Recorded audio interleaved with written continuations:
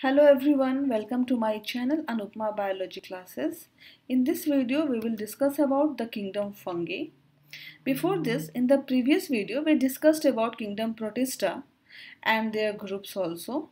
So now, in this video, we will discuss about the new kingdom, and this video is taken from CBSE class 11th, part 9th of chapter 2nd. Now, let's start the topic. So, at first we will see what is kingdom fungi and which type of organism are placed in kingdom fungi. Fungi is a very large group of over 1 lakh species. It is usually defined as a group of those organisms whose form is a thallus built up of single cell or cells that possess definite cell wall and true nucleus but lack chlorophyll and differentiation of vascular tissues. They are spore forming and reproduce by vegetative, asexual and sexual methods. The result food material is in the form of glycogen and oil globules. Along with some heterotrophic prokaryotes and protists, fungi are the major decomposers and mineralizers of organic wastes and help in recycling of inorganic and organic molecules in the biosphere. Most of the fungi are harmful as they cause decay and spoil many kinds of materials in order to obtain their food. Some parasitic fungi causes serious disease in plants and animals including man.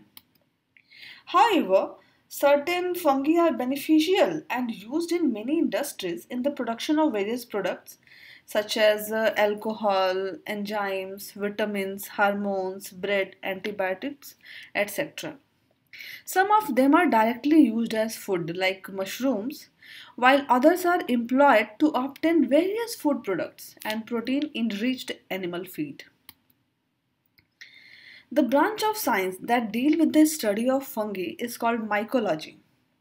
This is taken from a Greek word. Mykos means mushroom and logos means discourse. And the branch that deals with the study of fungal disease is called fungal pathology. So, the branch of science in which we study of fungi is called mycology, and the branch that deals with the study of fungal disease is called fungal pathology. Now, see here some general characters of fungi. So, in this slide, we will see habitat, habit, fungal structure and nature of growth, cells and tissue structure, reproduction.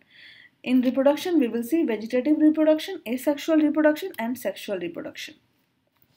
So now let's start the general characters, in which the first one is habitats of fungi. Fungi are found in almost every habitat where organic material is available. Since they do not require light for photosynthesis, they grow in light as well as in dark. They flourish well in moist, dark and warm conditions, but their presence at or below freezing temperature as well as in hot deserts has also been reported. The most usual habitat of fungi is wet soil rich in humus. A few forms are aquatic, like Saprolegina, and some are subterranean. In rainy seasons, they can be seen growing on moist shoes, leather goods, wooden logs, cloths and foodstuffs such as bread, jams, jellies, pickles, fruits and vegetables. Some contaminate the drinking water. Some parasitic fungi grow on plant and animals, including man, and causes serious disease. Coprophilous fungi grow on dung. Here in this picture you can see this is dung on which fungi grows, and this so the symbiotic fungi grow in association with other organisms also. So the fungi which grows on dung are called coprophilous. Now, what is the habit, that means mode of life of fungi? Fungi lack chlorophyll and are unable to synthesize their own food by the process of photosynthesis. Therefore, they obtain their nutrition from the external source by the process of extracellular digestion and absorption of the digested material. Such mode of nutrition is called heterotrophic, and the organisms are called heterotrophs. Heterotrophic organisms either live on dead decaying organic matter or on living organisms. According to their mode of nutrition, fungi are of two types. First one is the parasites and the second is saprotrophs. So what is parasitic fungi? A parasite may be defined as an organism or virus existing in an intimate association with another living organism from which it derives an essential part of the materials for its existence. Thus, these organisms grow on living organisms and obtain their food from it. Second is saprotrophs. Saprotrophs obtain their food from the non-living decaying organic matters like bread, meat, fruits, vegetables, animal dung, etc. Such mode of nutrition is called saprotrophic. Some fungi grow in symbiotic association with algae to form lichens. Here in this picture you can see. Some other grow in close association with the roots of higher plants and form mycorrhiza. So here you can see this is no mycorrhizae in a root and the second with mycorrhizae. Now, what is the fungal structure and nature of growth of a fungi? The body of fungus is typically thalloid, that is not differentiated into root, stem and leaves. So this is a plant, but in this case root, stem and leaves are absent. The thallus may be unicellular like yeast, syncytium. Here in this picture you can see this is the syncytium, before this is yeast, or multicellular. In most of the fungi, thallus consists of long, tubular, branched filament called hyphae. Here in this picture you can see this is the structure of the hyphae. Singular form of hyphae is hypha. The mass of hyphae is called mycelium. So what is mycelium? Here you can see this is the mycelium. The entire mycelium of a fungus develops from a single spore. Usually a spore germinates to give rise a long tubular hypha which branches near its tip to give rise several hyphae. They branch repeatedly to form a cottony or woolly mass called mycelium. The apical growth of hyphae exhibit. That means the hyphae exhibit apical growth. The mycelium continues to grow in all directions and makes intimate contact with the substratum to facilitate maximum absorption of nourishment. The mycelium is not formed in some unicellular fungi. For example, the individual cells of yeast behave as thalli, but sometimes the yeast cells stick in chains and form pseudomycelium or false colonies. Now see here cell and tissue structure. So here the first one is, in case of cell and tissue structure, fungal hyphae or cells are bonded by definite cell walls. See here, this is the cell wall, which is made up of chitin or cellulose or both. The chitin is a nitrogenous containing polysaccharide, which is not found in higher plants. However, a kind of chitin is also present in insect cuticle. Chitin or fungus cellulose remains associated with other polysaccharides, proteins, lipids and other chemical substances.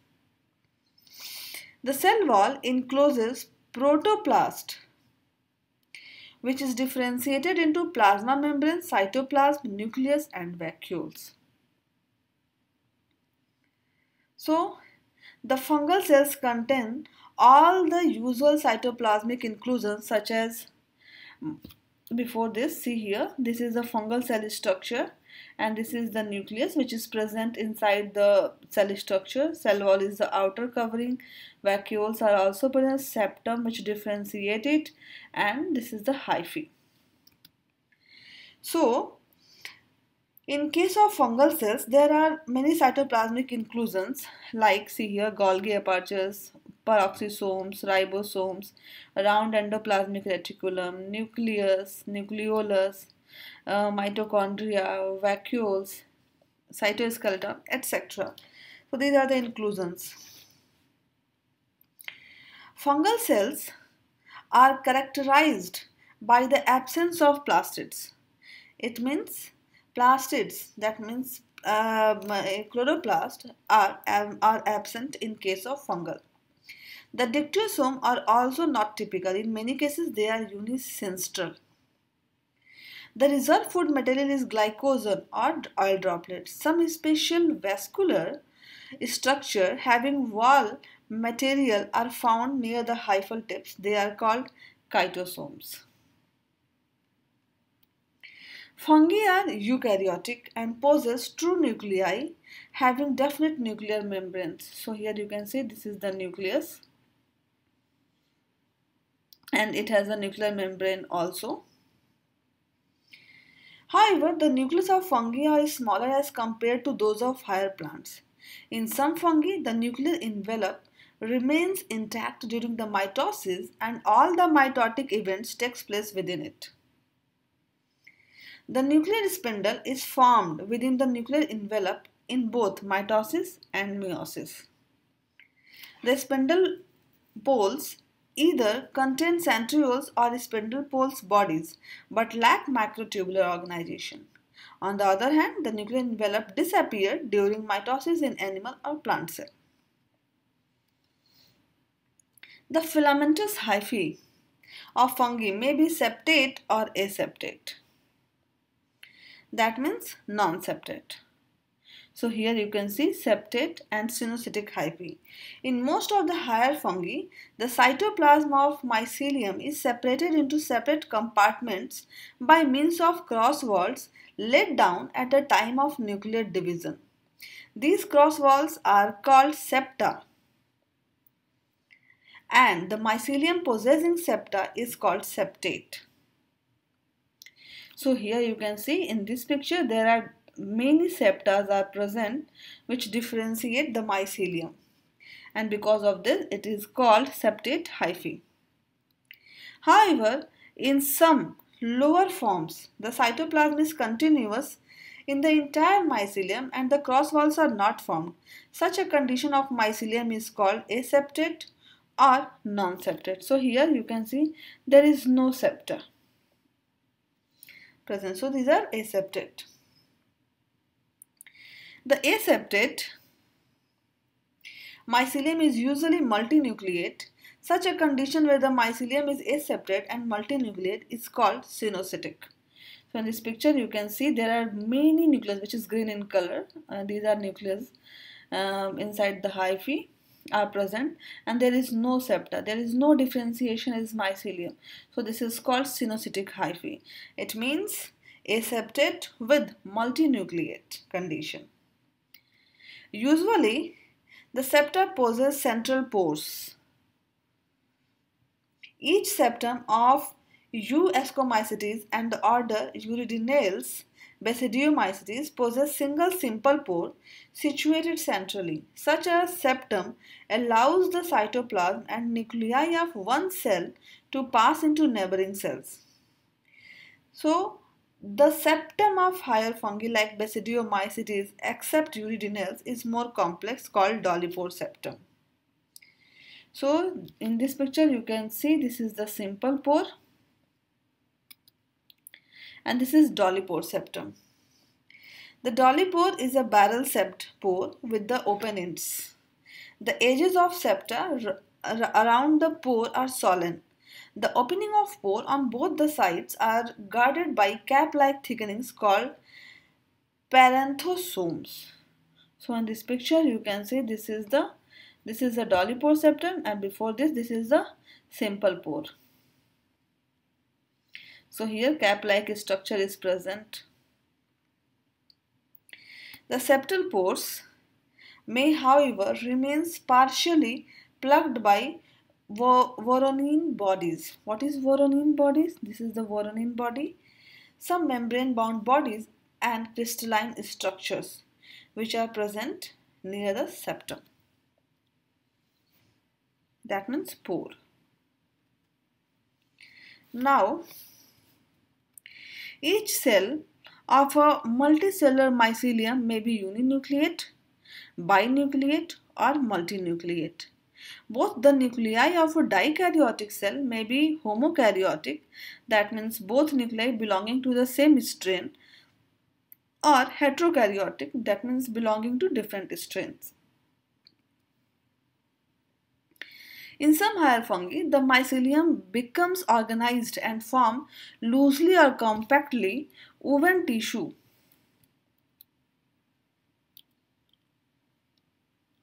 like structure, and these are called placenkyma. In this picture you can see this is the placenkyma. This is taken from the Greek word plakein, to weave, and enkyma means tissue. So placenkyma is of two types, prosenkyma and pseudoparenchyma. So before this is the first one, that is the what is placenkyma. So fungal tissues are called placenkyma, that is mycelium becomes organized into loosely or compactly woven tissue. This tissue composes various types of vegetative and reproductive structures. Now this is prosenkyma and pseudoparenchyma. Prosenkyma consists of loosely woven hyphae which lie almost parallel to each other, and the cells and hyphae are clearly distinguishable.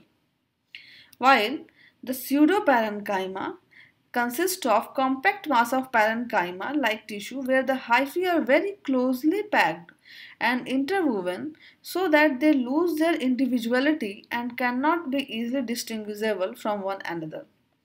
In cross section, these hyphae appear as isodiametric cells. So this is the difference between the prosenkyma and pseudoprosenkyma. So what are the two types of placenkyma? Pseudoparenchyma is the fructifications of higher fungi. The hyphae become woven and intertwined into a compact mass, while in case of prosenkyma, it is rather a loosely woven tissue of hyphae. The hyphae composing it do not lose their identity. They run more or less parallel to one another and are composed of elongated cells. Now, reproduction in fungi. So, the fungi reproduce by vegetative, asexual and sexual methods. So, in case of vegetative reproduction, it occurs by vegetative or somatic portions of the fungal thalli. Asexual reproduction, it involves production of special reproductive cells, spores or propagules without involving the formation of union of gametes. And the sexual reproduction, which involves fusion of two compatible nuclei or sex cells of opposite sex at a definite stage in the life history of fungus. So the first one is vegetative reproduction. In this there are different methods. So first one is fragmentation. The fungal mycelium gets broken into two or more smaller fragments. Here you can see this is first fragment, second fragment, third fragment. And accidentally or through external forces it occurs, and each fragment grows to form the complete mycelium. In case of budding, the parent cells produces one or more bud-like protuberance which detach and grow into new individual. Budding is very common in unicellular fungus like yeast. Next is here fission. The parent cell splits into two equal halves by a constriction and formation of cell wall. Each half then develops into a new individual. Fission is common in unicellular fungus like yeast. This is sclerotia. It consists of a compact mass of interwoven hyphae forming pseudoparenchyma. The outer hyphae becomes hard and form a protective covering or rind. These bodies remain dormant under unfavorable condition and germinate at the onset of favorable conditions to produce new mycelia. Like example is claviceps. Here you can see this is ergot sclerotium. This is bad. This is a disease. Rhizomorph. What is rhizomorph? In some higher fungi, several hyphae become interwoven with each other and form cord-like, string-like or rope-like elongated mycelial strands called rhizomorph. These structures serve the function of root. They remain dormant under unfavorable conditions and resume growth at the onset of favorable condition to give rise new mycelium. So these are the vegetative reproduction parts. First one is the fragmentation, then budding, then fission, then sclerotia, and then rhizomorph. After this, so all of these are here: budding, fission, rhizomorph, and sclerotia. In this picture you didn't see fragmentation. Now vegetative reproduction. What is this? So vegetative reproduction does not involve the union of nuclei, sex cells or sex organs. Vegetative reproduction helps to increase the number of individuals in the populations, and it occurs by fragmentation, fission, budding, sclerotia and rhizomorph, which you will know. Now after this, asexual reproduction. So in case of asexual reproduction, first one is zoospores. So what is zoosporic fungi?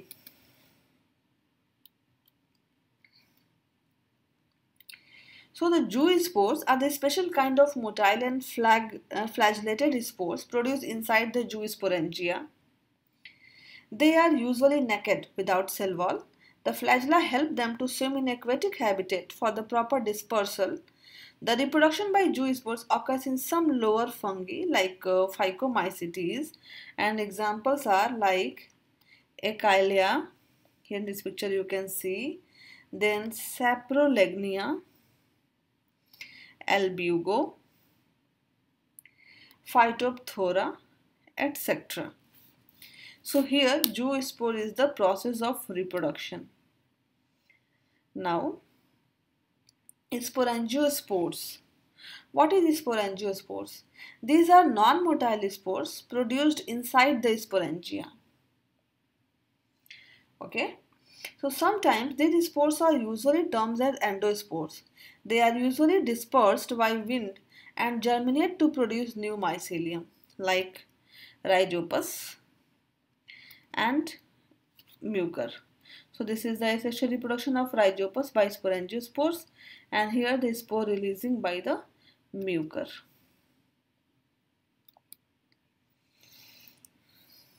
After this, chlamydospores. So chlamydospores are the thick-walled resting spores produced directly from the hyphal cells. They store reserve food material and are capable of withstanding long unfavorable conditions. After this, oidea. The hyphae in this case breaks up into component cells or small pieces which behave like spores. They are thin-walled and do not store reserve food material. The oidea are usually formed under conditions of excess water, sugar and certain salts. They germinate immediately after liberation and cannot survive under unfavorable conditions. After this, see here, this is the conidia. These are non-motile spores produced singly or in chains by the constriction at the tip or lateral side of a species hyphal branches called conidiophores. They are produced exogenously, dispersed by wind and germinate directly by giving out germ tubes. So there are these five like zoospore, sporangiospores, chlamydospores, oidea and conidia are the method of reproduction by asexual. Various types of spores are formed in case of fungi: zoospores, conidia, chlamydospores, oidea and sporangiospores. Now after the sexual reproduction, Sexual reproduction occurs in almost all the groups of fungi except in the artificial group, that is Fungi imperfecti, which is known as Deuteromycetes. It involves fusion of two compatible nuclei or sex cells of opposite sex at a definite stage in the life history of fungus. The sex organs that produce gametes are called gametangia. The gametangia of fungi are unicellular and are not surrounded by a sterile jacket. In fungi, there is a gradual reduction in sexuality from the lower to the higher fungi. The sexual reproduction in fungi completes in three phases. First one is the plasmogamy, then karyogamy, and the last one is meiosis. So these are the three phases of the sexual reproduction in case of fungi. Now let's start here. First one, that is the plasmogamy. Plasmogamy is the first stage of sexual reproduction in which the cytoplasm of two sex cells fuse with each other. In this picture you can see each other. The nuclei of two sex cells come close to each other but do not fuse. Thus the resulting cell become binucleate like this structure or dikaryon. The phenomena is sometimes termed as dikaryoticization. So this is the plasmogamy. Now this is the karyogamy. It is the fusion of two compatible nuclei. Here you can see the fusion of two compatible nuclei brought together as a result of plasmogamy. The resulting diploid nucleus is called synkaryon. So this is the synkaryon structure, this is the karyogamy, and after this the meiosis occur. So in case of meiosis, the diploid nucleus divides by meiosis, resulting in the formation of haploid nuclei. Usually meiosis occurs immediately after the fusion of two nuclei. In most of the lower fungi, the plasmogamy is immediately followed by karyogamy. Here in this picture you can see plasmogamy, after this karyogamy and meiosis. In higher forms, the karyogamy is delayed so that the fungus remains dikaryotic. This phase of fungus is called dikaryophase.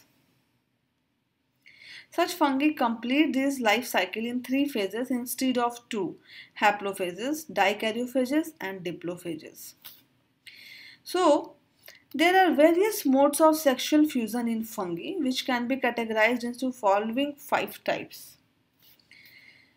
So first one here you can see, that is the planogametic copulation. What is planogametic copulation?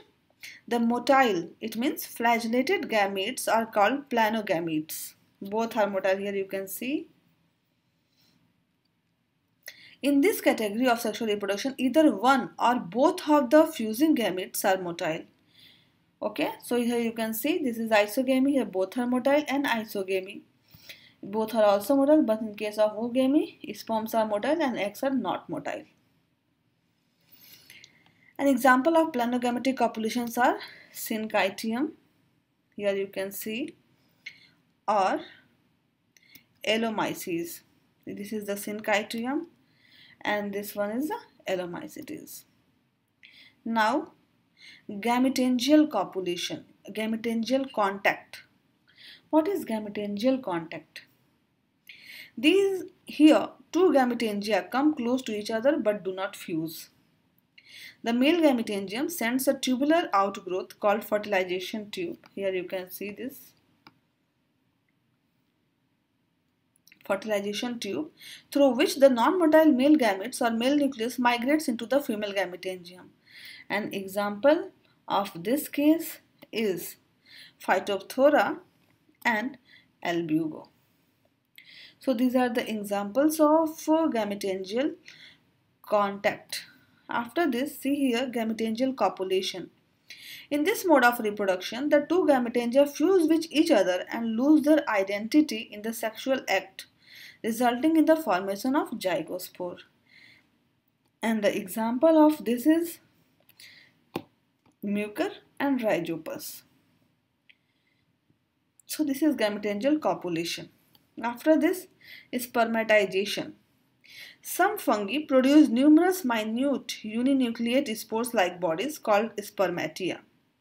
These are transferred through various agencies to receptive hyphae or trichogyny of female gametangium. Finally, the contents of spermatium is transferred into receptive hypha through a pore. So this is spermatization, and here you can see before this, and the example of this is Puccinia graminis. So Puccinia graminis is the example of reproduction by spermatization.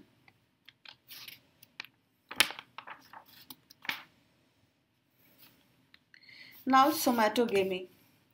In this mode of reproduction, the sex organs are not formed and the fusing occurs between the two vegetative or somatic cells, resulting dikaryoticization. Example is agaricus. So this is the process of somatogamy. Here both the vegetative or somatic cells fuse together to form dikaryote. So these are the mode of reproduction by the sexual. So what are the methods of male and female gamete fusion in case of fungi? 5 methods. First one is the planogametic copulation, then gametangial contact, gametangial copulation, spermatization, and somatogamy. So this is the end of video. In this video we discussed about what is fungi, their general characters, their mode of reproductions like vegetative, sexual and asexual method. If you understand this video, please like and share and subscribe to my channel Rupma Biology Classes.